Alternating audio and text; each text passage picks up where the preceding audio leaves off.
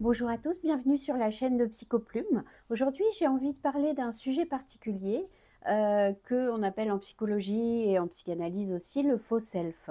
Donc tout simplement, c'est cette idée que parfois on porte des masques, hein, c'est-à-dire qu'on n'est pas tout à fait soi-même. Alors ça arrive bien évidemment tout le temps dans la vie sociale selon les contextes. Évidemment, on peut avoir le sentiment de s'adapter tellement au contexte qu'on n'est plus tout à fait exactement nous-mêmes, mais je ne voudrais pas parler de ça, je voudrais parler de se construire en fait sur une image qui serait un peu fausse, hein, de celle qu'on ressent à l'intérieur pour correspondre à ce qu'on attend de nous. Donc clairement, c'est que parfois, pour se sentir plus aimé, et en particulier dans le milieu familial, puisque c'est là que tout commence, parfois pour avoir le sentiment de correspondre en fait à ce qu'on attend de nous, on va construire une espèce de fausse personnalité, hein, une personnalité qui n'est pas tout à fait nous, qui est nous quand même, mais qui correspond en fait à ce qu'on attend de nous et ce qui va permettre à l'enfant de se rassurer en fait sur le besoin qu'il a d'être aimé. Donc je voudrais parler de ça, de ce faux self, mieux expliquer ce que c'est et puis peut-être comment s'en dégager quand ça devient nécessaire. Donc le faux self, qu'est-ce que c'est? C'est une théorie qui a été développée et amenée, hein, par Donald Winnicott, qui est un psychanalyste et pédiatre anglais, qui a proposé, et qui travaille beaucoup avec les enfants, et qui a proposé cette théorisation de ce qui se passe pour certains enfants qui vont construire une espèce de fausse personnalité pour correspondre à ce que les parents attendent d'eux. Typiquement, très simplement, c'est que les parents ont plutôt envie que leurs enfants travaillent bien à l'école, soient sages, des choses comme ça. Et donc, vous avez des enfants qui vont se coller comme ça à cette attente parentale et qui vont être extrêmement sages, un bon enfant, hein. Moi, j'ai souvent en atelier d'écriture des personnes qui me disent, voilà, j'ai été vraiment l'enfant qu'on attendait, un enfant qui fait pas de bruit, qui est très sage, qui est très sérieux à l'école, des choses comme ça, et qui finalement, ça permet pas à la personnalité plus instinctive finalement de l'enfant de se développer. Donc le faux self, c'est ça. On est tous, je pense, plus ou moins concernés par cette question parce qu'on l'a plus ou moins mis en place, hein. Il y a des enfants qui s'autorisent à pas répondre à la demande des adultes, qui s'autorisent à faire des bêtises, c'est-à-dire vraiment à désobéir, à pas être, être pris dans cette attente, mais ils sont bien courageux parce que la peur fondamentale de l'enfant, c'est de ne plus être aimé ou c'est d'être abandonné. Et donc, ces enfants sont suffisamment sécures à l'intérieur d'eux pour se dire, il n'y aura pas de problème, ça ne va pas causer des dégâts en fait dans mon lien avec mes parents. Ou alors, ce sont des enfants qui sont dans une forme de désespérance, hein, par rapport au lien et qui n'ont plus rien à perdre. Alors ça, c'est un autre versant des enfants qui sont finalement un peu instables et qui font comme ça plein de choses que les adultes n'attendent pas. Voilà, donc voilà un petit peu pour ce qu'est le faux self, hein, dans les grandes lignes. Vous pouvez bien sûr vous référer aux ouvrages de Winnicott. Je vous mettrai un lien dans la description si vous avez envie de lire le livre sur le sujet.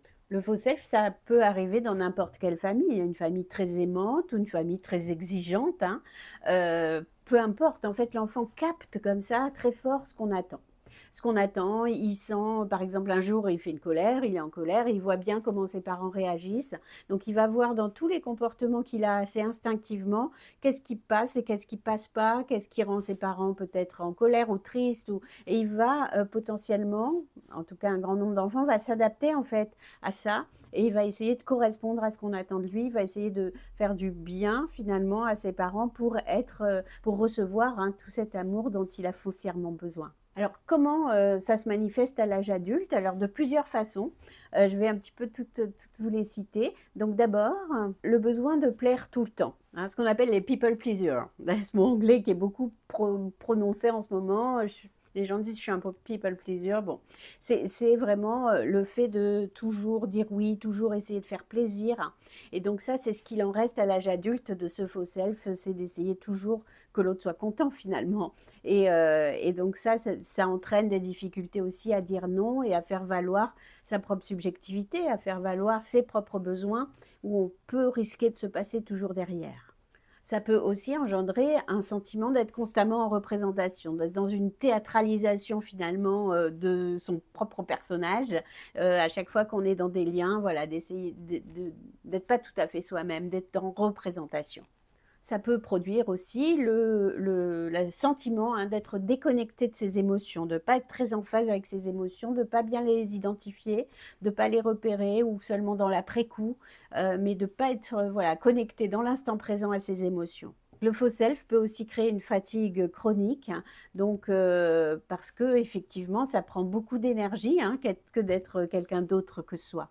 Donc, quand il y a une fatigue chronique, c'est important aussi d'aller voir ce qui se passe au niveau psychologique pour voir voilà, s'il n'y a pas comme ça des mécanismes parfois très anciens mais qui deviennent trop lourds à porter. Il peut y avoir une créativité qui est bloquée. Alors, il y a des gens qui disent par exemple, moi, évidemment à Psychoplume, j'ai plusieurs programmes d'accompagnement et et ce sont toujours des gens qui aiment écrire. Mais il y a quand même des gens qui disent, moi, j'ai pas d'imagination, des choses comme ça. Et ça, c'est l'idée que ben, j'ai pas accès à ma créativité. Donc c'est pareil, c'est quelque chose qui se développe et qui se développe finalement en travaillant une seule chose qui est la confiance en soi. Et la confiance en soi, si le soi c'est le self et si on est dans un faux self, comment peut-on avoir confiance en soi si on se dit si ce soi c'est pas le bon? Donc voilà un peu, je vous embrouille avec mes histoires de soi, mais en tout cas, avoir confiance en soi, c'est avoir confiance en la vraie personne qu'on est et pas en une image qu'on donne et qu'on sert aux autres. Ou alors simplement des gens qui peuvent dire à certains moments, je ne sais pas qui je suis. Donc ça, effectivement, c'est une question extrêmement difficile de dire qui je suis.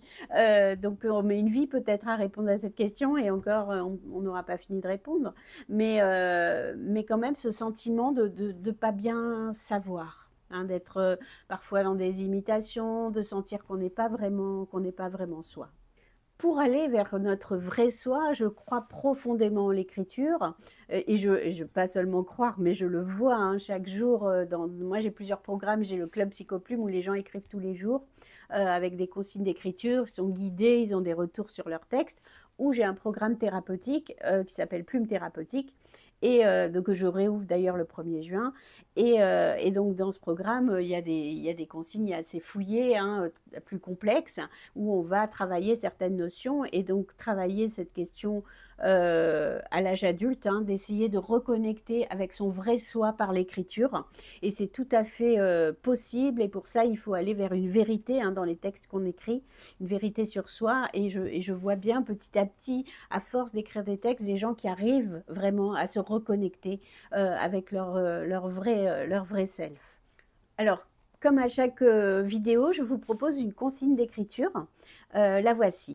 Je voudrais que vous répondiez à cette question. Quelle part de moi est fatiguée de faire semblant? Voilà. Quelle part de moi est fatiguée de faire semblant? Et répondez à cette question par un texte. Voilà, laissez venir ce qui vient. N'essayez de ne pas vous censurer. Écrivez juste ce texte. N'hésitez pas à me dire dans les commentaires, non pas votre texte parce que c'est très intime, mais ce que ça produit peut-être chez vous, d'écrire autour de ça ou simplement me dire si cette notion de faux self, c'est quelque chose qui vous parle. Si c'est le cas, n'hésitez pas à aller lire mon article de blog sur le faux self. Je vous mets aussi le lien en description. Et je vous dis à très bientôt pour une nouvelle vidéo autour de la psychologie et l'écriture.